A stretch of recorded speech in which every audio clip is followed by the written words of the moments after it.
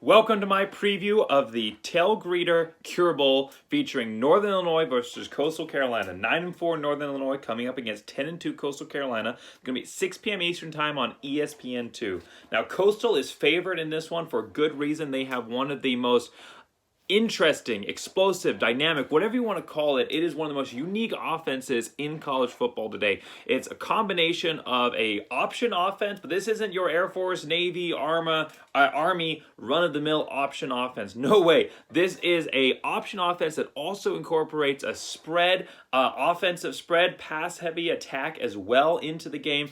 So spread option with a typical option twist. I don't even know what to call it. It's the Coastal offense. It is crazy to watch. My team, my second team, so obviously Boise State fan here, but my second team, Liberty, played against them last year in the Cure Bowl. Very difficult stop. LU able to get the win in that one. Sorry for any Coastal fans coming up here to dredge up bad memories. But hey, back in the Cure Bowl, chance to get, not revenge, but, chance to get that Cure Bowl trophy this year against a good Northern Illinois team. Do not sleep on Northern Illinois. Northern Illinois winners of the MAC this year in a really good game against Kent State. So it's going to be exciting to see what happens here. Two very good teams, maybe a little under the radar. Coastal Carolina, not in the media darling that they were last season, going 10-2. Of course, so not up in the rankings, losing a little bit of that media favor, but still a good team, a dangerous team. And Northern Illinois, a little bit of a surprise team that a lot of people probably weren't watching, or maybe even some of these people, some watching this video, have never even seen a Northern Illinois game. Well, you're going to get to see one this season. I definitely recommend that you watch this bowl game because it's going to be a very, very exciting matchup between two very, very explosive teams here. So Coastal Carolina 10-2, Northern Illinois 9-4. Coastal favored by 10.5 points, given a 78.1% chance of winning, according to ESPN. So series history. First ever meeting between these two teams. One of, I think it's 4 so far. I'm just going through my series here. I haven't gone and looked at every single bowl game yet. I will preview every single bowl game, but in prepping this series, I prepped about 8 of them so I could just knock them off one after another. And I believe of those 8, that 4 or 5 of them are first time ever meetings between these teams. So first ever meeting between these two programs, chance to set a little bit of history, a little bit of foundation between these two programs. Overall record, just looking at what I predicted and Athlon Sports predicted prior to this season and how it ended up turning out. So Northern Illinois has very much surprised me this year. And Athlon, actually, we both predicted the exact same record. I was predicting 3-9, so was Athlon was predicting 3-9. Not a great season last year. Huskies fans will agree with me. 0-6 last season, playing all MAC opponents, so not a really tough schedule there, and going 0-6. Well, they have exploded from nowhere. The COVID year last year absolutely wrecked some of these teams, definitely made them put a performance out on the field that was not representative of who they are. I mean, the differences between states, between conferences, the MAC scrambling to get a season together late. So teams not having that that time to prepare prior to coming in. Some of those teams needed that. Northern Illinois is one of those. Well, with a full offseason prepare, they came in and had a much different season this year, of course, going 9-4. Coastal Carolina, on the other hand, has been a little bit of a disappointment, and I think Sean LeClaire fans will agree with me on that. Coastal Carolina, I was predicting 12-0. I looked at their schedule. It's a tougher schedule than Northern Illinois, but they're in the Sun Belt, and their Sun Belt's not the top group of 5 conference, but it was still a little bit of a challenging. They had to go through App State. Sorry, let me actually open their schedule here to look at it. So yeah, they had to go through App State. They had to play Kansas, which new head coach, you never know what's going to happen there. Buffalo, who's lost their head coach to Kansas previously. So, and Troy, and there's some other teams on here that can bring you a little bit of trouble. But I looked at it overall and I said, going off of what they did last season, 11-1, only lost to Liberty in the bowl game, beat BYU, who was amazing this season. Coastal Carolina is going to go undefeated. I was saying 12-0. Athlon Sports was a little more wary. I'm not sure where they thought the loss was going to come, maybe App State, but they were calling 11-1. Well, Coastal Carolina ended up having a couple of stumbles here along the way. Ended up 10-2, and we'll talk about that here in a second. So, worst losses for these programs coming in through the year. Well, probably the worst loss for Northern Illinois would probably be a 42-21 loss to Western Michigan. Not a terrible team to lose to. Western Michigan, of course, winning early in the season against now ACC champion in Pittsburgh. But it was statistically, that was their large, or score differential, that was their largest loss of the season. Coastal Carolina 2 losses on the year, right? 2 losses on the season, one to App State. Not a loss that you should feel bad about necessarily. Now for Coastal, who wants to get, I mean, they're a young football program, young to the FBS. So what they've been able to accomplish in such a short time is impressive. But they want to get to that next level. They want to get to the same level that Cincinnati, that Boise State, that UCF. They want to get to that upper tier level, the G5, where you expect you may not every year be able to accomplish. Lord knows that my Boise State Broncos in this rebuild year did not get to the level of what they is usually expected at Boise State. But you expect at this level where Coastal Carolina is trying to get to that level where the expectation is that you're going to win all of your games. And Coastal Carolina has an expectation, especially playing in against conference teams, conference rivals like Appalachian State. You expect to get the win. And they almost did. Ended up short. That's not their worst loss, though. The worst loss, and maybe when it happens when you're a team that, you're not an automatic slot for a New Year's Six game as a group of 5. So what you're playing for varies widely. And Coastal, here in the Sun Belt, doesn't have amazing bowl game tie-in options.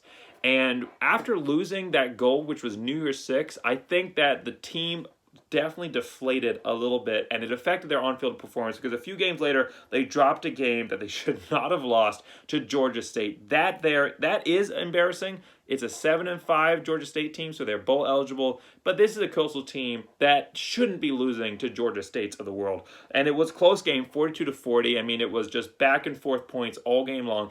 But Coastal, they want to think that they are, and maybe they are. They've only had a couple of really top elite seasons, but I think they're at least approaching that level where you should not be losing to the Georgia States of the world. So that's probably their worst loss. Best wins, it's hard to find a best win in this category because the best team that Coastal played all season was probably App State, and they lost to them. And then Northern Illinois, yeah, they won the MAC championship game, but it was against Kent State, and that's not an elite program. Probably, you look at best wins for both these programs, it's going to be Power 5 teams that they beat. Now, ironically, both of them beat among the worst Power 5 teams in college football. Definitely the basement dwellers of college football, so that's something they have in common. Northern Illinois got their Power 5 win against basement dweller ACC Georgia Tech, a 22-21 win against 3-9 Georgia Tech, or ended up 3-9. And Coastal Carolina got a 49-22 win against Kansas, 2-10 Kansas. Still a basement dweller, but it's Kansas that was able to go beat Texas. So, Kansas, maybe they're moving in the right direction. I don't think we could ever see a Kansas team that's going to be dominant or elite, but, who knows? Maybe the next 3 or 4 years, maybe Kansas will get to a bowl game. Wouldn't that be crazy? So anyhow, that's probably the best wins. Both Power 5 wins under their belt, able to get it done against competition that, when you look at them statistically, maybe not with Kansas, but at least with Georgia Tech, is recruiting at a higher level than Northern Illinois. When you look at it overall class rankings, is recruiting at a higher ranking than Northern Illinois, and they were able to go out and get the win anyway, punching above their level. So, top players for both these programs. Well, the top player for Northern Illinois, and I don't think I was tracking that this was his name. I have watched Northern Illinois games, but you know how it is. You watch a game with a player that you're not used to, and the name just kind of flashes by. They're a number on the screen, and you're focusing more on their performance. Well, his name is Rocky Lombardi. 2,416 yards, passing, 13 touchdowns, and 8 interceptions. And while he is not actually related to the Vicky Lombardi, his grandfather's name is Vicky Lombardi, but it's a different Vicky Lombardi. He is not related directly or at all to the actual Lombardi that the Lombardi Trophy is named after. It is now my lifelong dream to see Lombardi win a Super Bowl so that Lombardi can get Lombardi. That's my lifelong goal now. I'm going to stick it there in my bucket list, and hopefully we'll get to see it happen at some point. For Coastal Carolina, it's also going to be quarterback position here. It's going to be top player of the game, and this is no surprise. Grayson McCall, 2,558 yards passing, 23 touchdowns, 3 interceptions, 250 yards rushing, and 4 touchdowns on the ground. He was a superstar last season, exploded onto the scene, had a lot of hype this year. Again, the record might not reflect what Coastal Carolina was shooting for, but he has had another good year here, and I expect him to put up another impressive performance in the Cure Bowl like he did last season. All right, keys to winning for both of these programs. Or for Northern Illinois, my key for them is it's 4th down every down. Coastal Carolina is going to outscore you if you let them. Coastal Carolina right now averages 40.4 points per game. There have been a couple of teams that have been able to keep Coastal Carolina on the sub 30 level. There's been a few of them on the season, but not many. And Coastal Carolina is definitely a team that if you let them, they're going to run away with it. Now, if you're anywhere past the 50, it's probably 4-down time, because it really doesn't matter where Coastal Carolina gets the ball. They're going to be able to run it back and score. Now, if you're already in field goal range for Coastal Carolina, you're already within your 40.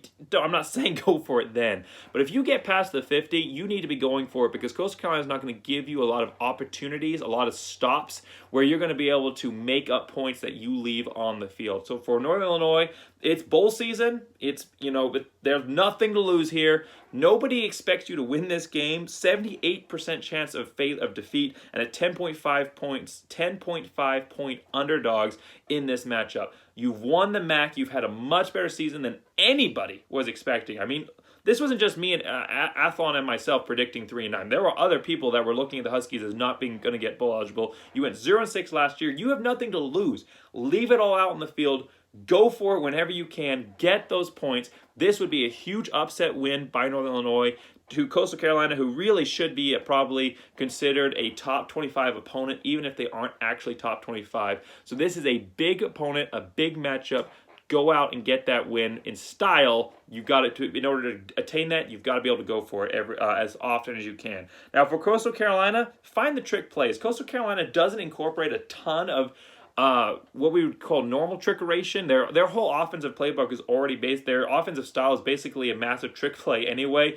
Because the quarterback runs out and he can take off and run with it, or he can throw it upfield, and McCall's got a good arm, or he can pitch it outside to the running back, or he can throw it outside of the wide receiver. I mean, he's got like 6 options every time he goes outside with the ball. So it's basically already a trick play offense.